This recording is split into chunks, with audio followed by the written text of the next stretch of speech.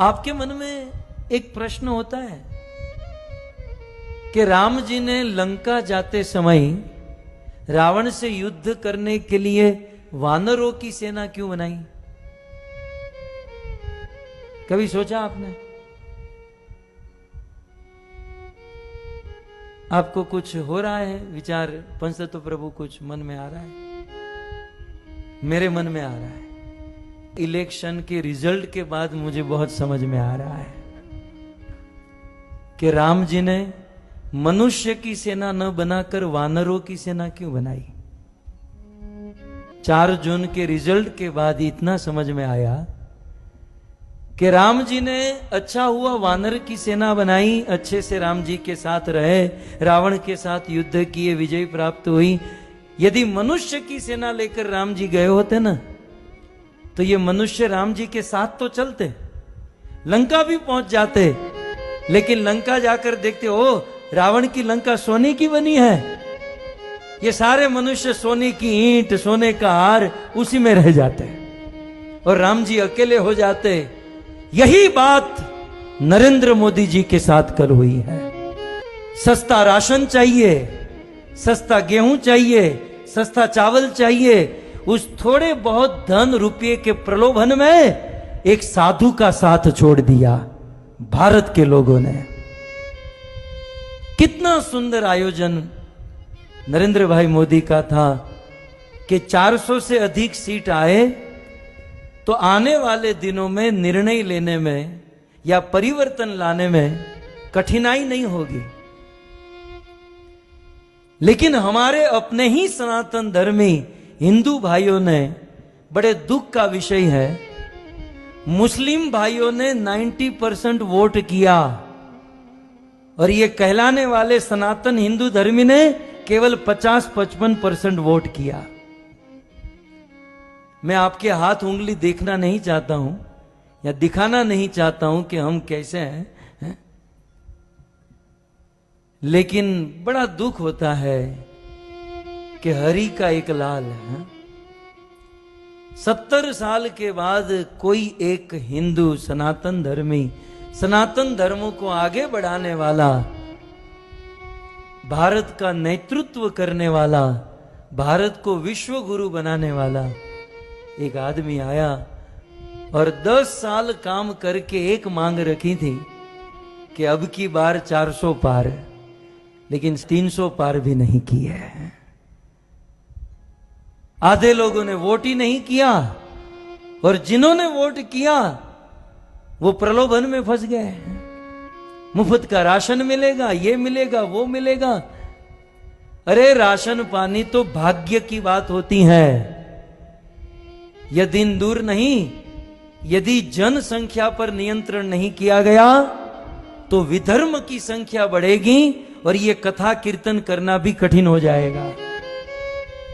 रात को सोए होंगे, आपके गले काटकर लोग चले जाएंगे। इतिहास के पत्ते पलटे ना, छत्रपति शिवाजी महाराज ने यह मुहिम चलाई थी, लेकिन छत्रपति शिवाजी महाराज को सनातनी हिंदू धर्मी ने ही साथ नहीं दिया और आगे बढ़े तो महाराणा प्रताप ने यह मुहिम चलाई थी। उनके अपने ही लोगों में फूट पड़ गई और उन्होंने साथ नहीं दिया और आगे बढ़े। भारत आजाद हुआ तो सरदार वल्लभ भाई पटेल ने मुहिम चलाई, लेकिन उनको ही अपने ही लोगों ने साथ नहीं दिया। और आजादी के 70 साल के बाद एक आदमी 10 साल के अगाह परिश्रम के बाद 400 पार जाना चाहता था, लेकिन हमारे अपने हिंदू सनातन धर्मी ने ही उनका साथ नहीं दिया। मैं तो मोदी जी को यदि मेरी आवाज पहुंचे तो यही सलाह दूंगा, भाई आप 70 साल के हुए हो, खा पीकर मौज करो, ये किसी के नहीं होने वाला है। इनको गुलामी करने की आदत ही पड़ गई है। एक आदमी ने बहुत सुंदर लिखा कि ऐसा लग रहा था कि हिंदू जागा है। ऐसा लग रहा था पिछले 10 सालों में कि हिंदू जागा है, लेकिन कल समझ में आया जागा था बाथरूम करने के लिए, फिर सो गया।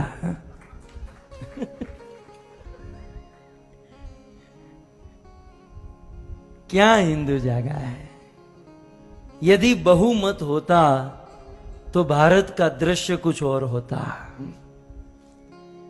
हम अपने आप को भारतीय मानते हैं ना, तो भारत का संविधान थोड़ा बहुत जानना चाहिए, भारत का गणतंत्र हमें समझना चाहिए, और हमें हमारी जिम्मेवारी समझकर काम करना चाहिए था। लेकिन अब क्या करें, ये प्रवचन यदि 2 महीने पहले किया होता तो अच्छा था। मैं भी अमेरिका से अभी अभी आया है?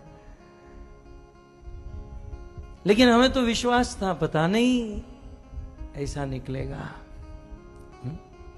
एक बात याद रखिएगा, मोदी जी तो प्राइम मिनिस्टर बनेंगे, वो तो बड़ा प्रधान हो ही चुके हैं, लेकिन जो उनको निर्णय लेने हैं वो नहीं ले पाएंगे क्योंकि अल्पसंख्यक है।